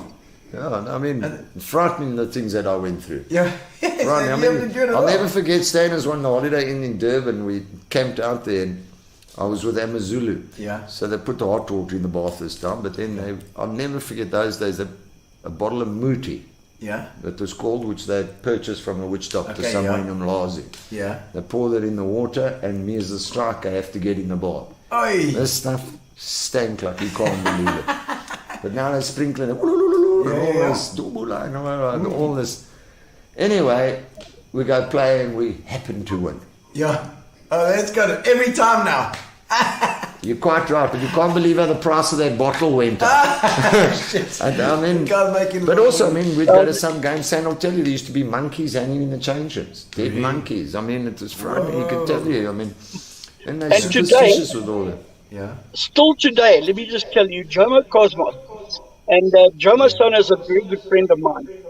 And they still insist on using two change rooms. One change room where all the players are, The other change room, it's closed up, and they put some kind of moody and they light it in the change room. So when you walk into the change room, it's just smoke, and the players have to all walk through that. Yo. I've So saw- there's still a lot of that, eh? Oh, there's a lot of it still going on. Mamelodi Sundowns, before they play, one of their people go onto the field and he breaks an egg on the 10th mark. That's You know, it's frightening what goes on. Gee whiz, I wonder, it's, I suppose, people pray before games and stuff, but it's like, which does God want you, which team does God want to win? It's like, I was always think like, you always guys on the ground, rugby guys, you have a gebet before the game, but what happens if you haven't been as good as the other guys? Who's God going to choose now? I'm like, I don't know. No, it's frightening what transpired. You must get Warren to tell you about when he was playing for Buddy Caddies and they went to Joburg to play against Orlando Pirates in the cup. Yeah, you warned me that Let him tell you the story. He about warned that. me. I will do that. Yeah. Oh, but thanks, Stan. I'm going to get into it. You can finish off with that story. But thank you, Stan, for joining us, man. No, thank you very much, and I appreciate this. And Wogs, remember, I've still got so much respect for you as a player and as a person, and just remain the same as you. Thanks, Stan. Same ditto, buddy. Yes, Okay, you've Paul. been an absolute pleasure to have on the show, Stan. Thank you. Thanks very Go much. well, eh? Go well. Go well, eh? Thanks, bye-bye. Ciao. Oh man, that's a salt of the earth chap. I can Yeah, see. is he, the story you wanted to tell me, Yes, tipped me yes. off. We're playing in Orlando Pirates in Soweto. Yeah. And there was, you had the stadium which was fenced in around the field, and then you'd walk up the tunnel, but that was a fence in tunnel. as well. Okay, So okay. half time came, Stan calls me because he knows me pee, and Yeah. most of my mates he didn't know. He comes and says, walk in with me with the other team, the home team Pirates. I said, why? He says, just do what I tell you. Okay. So we walked. When I got in, my team walked in first. Yeah. When I got into the change rooms to my players, they were just full of spit. Oh, That no the way. supporters from the Pirates would spit through that cage onto them as they were walking into the thing. Yes. I mean, that's what Stan wanted me to tell you. Wow. But he saved me. He said, walk with me. Yeah, that is so Yeah. hectic. That's so hectic. I don't know if there's, I don't know if Stan, we're talking about Stan's story.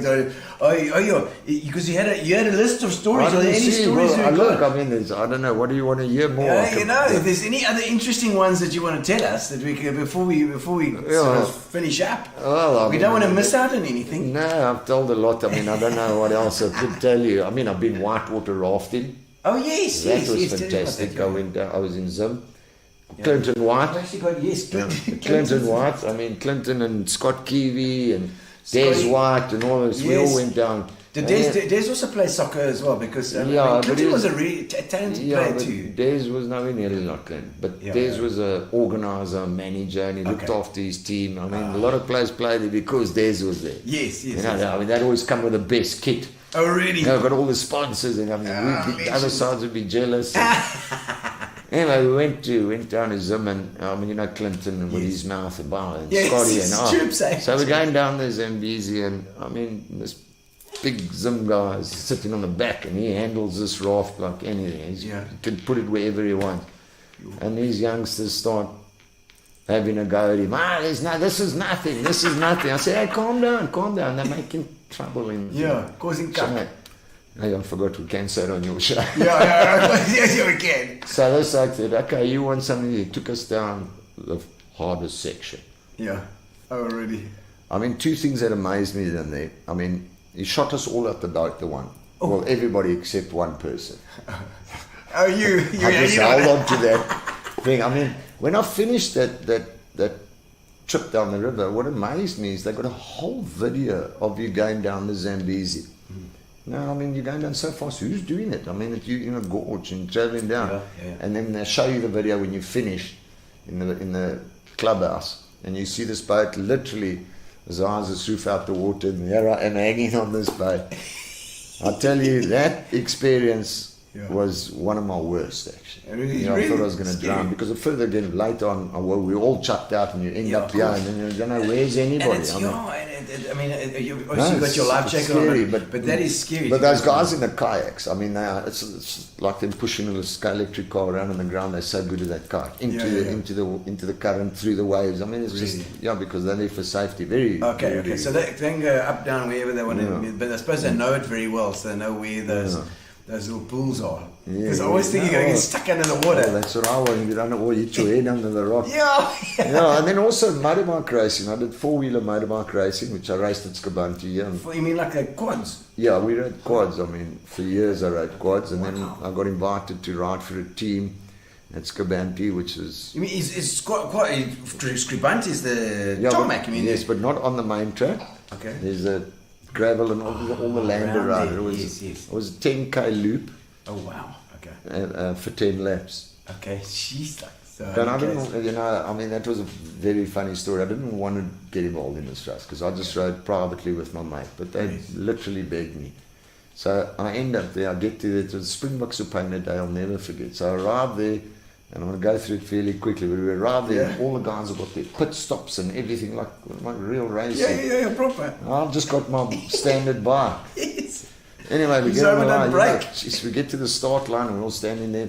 Bikes are all revving. There's a red flag in the front. So they come to my bike. Your backlight's not working, you can't race. I said, no problem. No problem, I can go. Nah, the biking world is such friendly people. Within 2 minutes, my bulb jammed. Oh, really? Then I had a flat tire before we pulled. I was sitting like this. So I said, hey, stop it. Eventually I won the race. I came first. I got a lovely trophy Ferrari and motorbike. It was my one and only race. Yeah, it was like... But yeah, we used to ride at the back. Bike. Yeah, we always used to ride the back of Telkom area behind the airport and that. And it kept me fit as well for the football as well. So that's Rover yes, way. all of Rover and all that sort of so thing. did you race two-wheelers as well? Did you race... I rode a bit two-wheelers over the years, but nothing serious. Okay. And then as I finished all my careers, I ended up on the golf course. Yes. The best I got to was a 6 handicap.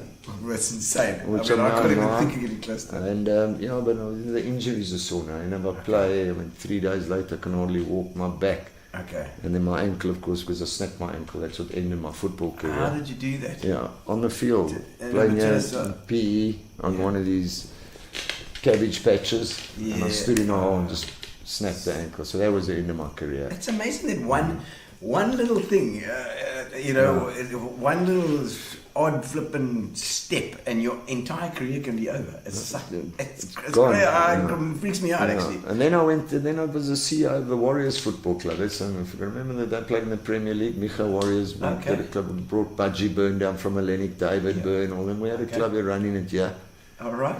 Which didn't do too well, but you've got to have big money in that league. Yeah, okay. I mean, you got to have proper money, and Haysom put his money in. Mm-hmm. But once again, it was a lovely experience, and people who I met and went through the whole. Haysom, is he also involved in soccer over the years as well? No, he wasn't, but it was more of a political move, I think, at the time. Okay. Soccer, political game. Yeah, it was very much so. It must have helped you in your career. To this day, I mean. Yeah. A lot of my clients are from the old days that I see, ANC boys. And I get on extremely well with most of them. I mean, and I mean you've been there, and I mean it just shows your with going to this pub and this thing that you do. What's the pub called? The Cave. It's 7th Avenue. Yeah. I mean, that's you like to keep your roots intact there. Yeah, that's what I say. I like to know where I am, what's happening around me, and everything. So if something happens, under control within 5-10 minutes. And the thing with the Cave, as I said, there's such a variety of people there. Yeah. From cops, lawyers, doctors, mechanics, everything. Yeah. And it's just like one big family. Any problem, you say, hey, who knows? I know boats can do that. Oh, this one can do that. Lake can do that. And everyone helps one another. Everyone works together. And there's a little. I didn't realize this little community going on. There's a lot of people talk about it, and a lot of people ask me about it as well. Where is it? It's very nice. Very nice. Gary's playing the basketball. Yeah, I played EP basketball. EP basketball as well. That was great fun. Holy crap. Carl played with me, Carl Dalmas as well. Oh, that was just to tick off on his list of flipping things and his EP. Interesting enough, the Coachman restaurant, George. Yes. George was a top South African basketball referee. No way. I promise you. I mean, look at Okay. that. You'd never think that. I've got to get George on the show too, because he must be. Oh, he could tell you a lot of stories about another Port Greek, Elizabeth. Yeah. Also, nice guy. I mean, Hellenic. he used to be a bookmaker as well, old Georgie. Oh, really? Yeah. A couple of them, man. Well, we skimmed around the gambling story. Do you like the GGs? You like to? Yeah, look, I enjoy the soccer betting a lot. Oh, you do the soccer betting, but that's something that you know about as well. So you can which it's better, and at least you're getting 90 minutes to watch, you know. But what I've learned over the years of taking horse racing, it's just luck. Yeah. It's really, I mean, I know all the jockeys. I mean, another top jockey in the country, Warren Kennedy, personally, is my personal mate. I'll find him and say, Warren, he says, why am I son? So no, I didn't work the horse. And It's a jockey. That's the truth. And there's so much that can happen. I mean, you know, What horses. do you do? I mean, I've never bet on soccer in my life. What can you bet on? Like, I mean, You go to Hollywood bet, you win or lose, a draw, who score first, all that sort of thing. So I just go win or loss. Okay, win or loss. I take a couple of sides. Okay. And then see what you get, because you get good odds. I mean, you can get up to 20, 30 to 1 if you put 6 sides. And I mean, but you know, Alec Reynolds or something like that. Alex started. Alec loves his gambling. I mean, I gamble for the love of gambling, not to make money. Okay. My money's not. I don't put big Not a money. job. Those days I used to. It's like it's my job. No, I'm a gambler, professional gambler. No. He's like, what? I mean, in the early days, I'm talking when I came back from overseas. I mean, 30 years ago, I put 1,000 rand in a horse those days. And you know what stopped me gambling, Vic? I'll never forget. I used to love my clothes when I started my work, because you had to look smart those days. Today you got to work in jeans and a bit of fashion. and a shirt. But no, my day I used to go to the collar and tie. I mean, even when John T. Rhodes' pants came out, every Tom, Dick and Harry did a John T.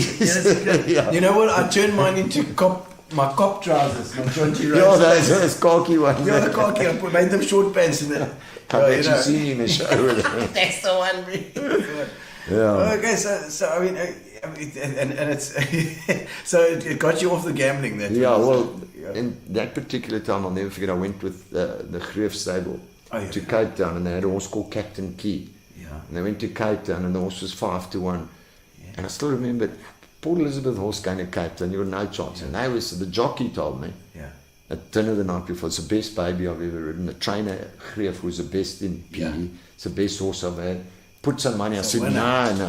I don't myself. I don't think it can win. Anyway, it won. So I was very upset. So on the way back to PE, Greef said to me, don't worry, the horse is running again in 2 weeks' time. In PE, it's called Captain Key. Okay, he's tired now. And racing was at Fairview, I'll never forget. And I shot up to Fairview, it was a little bit late, and I got caught in a trap, so I got a speed fine. And in the horse fraternity, if you get a fine on the way to racing, just turn around and go home. Okay. You know, because there's a lot of superstition, you get luck and down racing green. Talking about all flipping Moody. Yeah, all that sort of thing. So anyway, that time, but I still got there. Okay. I put my 1,000 rand on the horse, Captain Key. Yeah. The race started. It was still those days. It was 5-10, which means it's a super favourite. Yeah. Came to about the 100-metre mark. This horse started what they call hanging. So the bit pulling. His tongue was like it says hanging, and he got beat on the line. And I left home. And on my way home, I said to myself, "You've just thrown a pair of Crockett and Jones shoes over the Van Stadens Bridge." And that's how I visualise it. I said, "You're wasting your money." So that to this day, I'll put 50, 100 rand. But as I said, I go for 30. It's just plain. Yeah, it's just for the fun of it. To see, I was right. Yeah, and getting that adrenaline going. No, there's no way I'll put that's a classic. Yeah. I love it, Warren. And there's my one from Lee. There's Kelly's one. There's got a couple of photos there. Barbara sent some through. There's a lead. This is my There's that guy I was telling you about Shaunton Clark. Okay. That was when we played overseas. You could see the writings in Greek. Yes, Greek there. Yeah. Greek. That was for Leeds. Here we go. Leeds. That's quite a macho picture going on there. I had a mop of air. You know. That's a Mercury, News Mercury.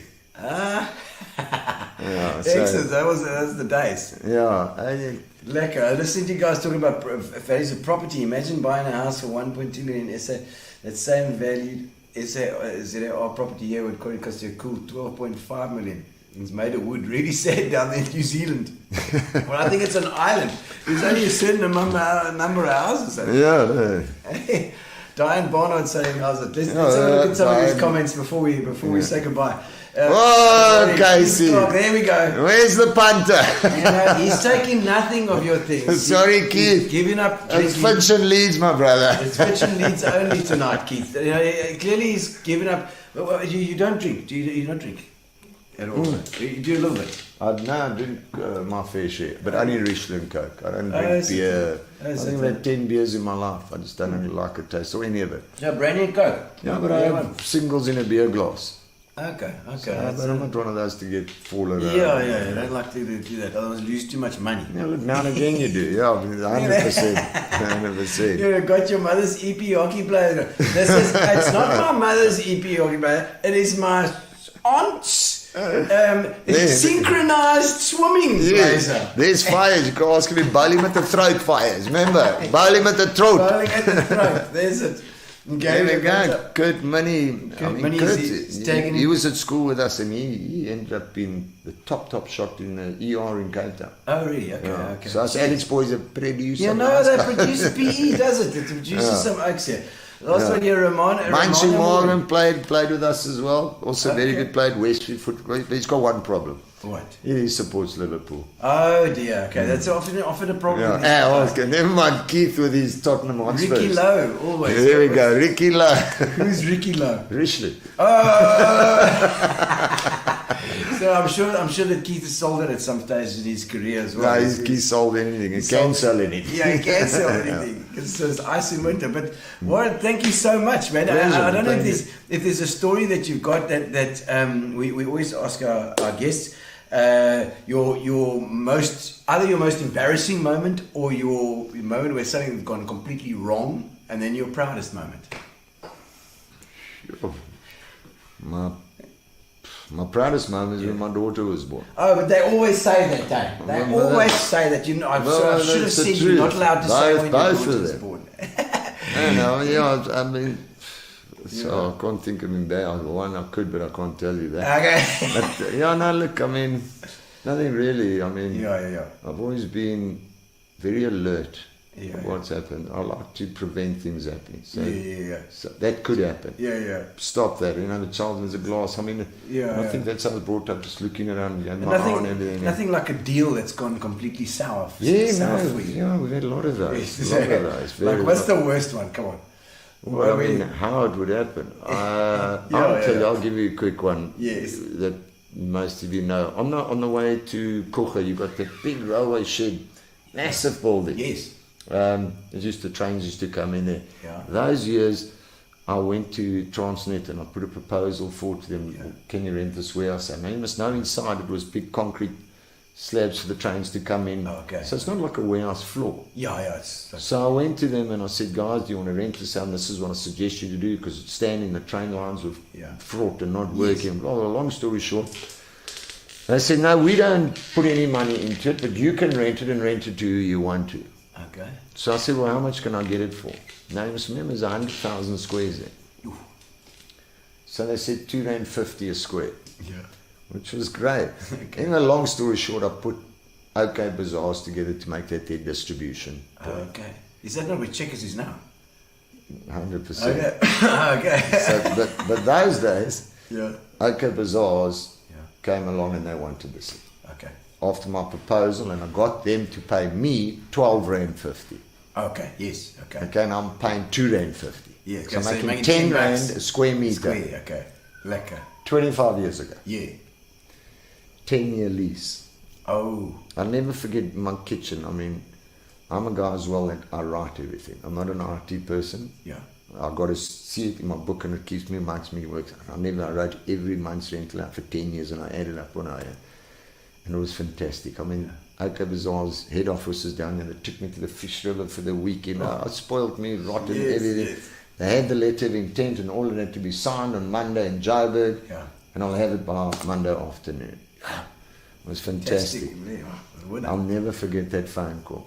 Yeah. Came from the MD and he said, Warren, we've just been bought out by ShopRite. Oh. So we don't need it anymore. Whitey Besson. One, Anyway, Damn which them. I ended up Damn down, them. which I went to see Whitey, but there my deal fell flat. Yeah. And then what makes me upset, and as you rightfully said, and us as brokers hate it because you can get shafted quickly. Yes.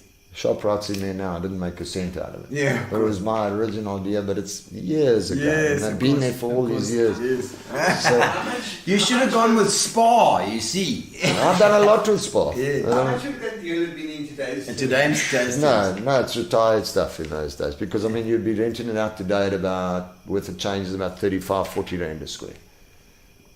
No, there's, but then there's been the good ones as well. Yes, man. the good ones The to ones go. that have been on the phone and just because of your knowledge and your connection where you can go out made Good some money. serious money. No, that's good. Oh, well, So it's lekker. good. And may it continue. And I mean, I've just done one now of late, Maison, and my agent and myself, we just sold the Everready factory Oh, wow. for 105 million.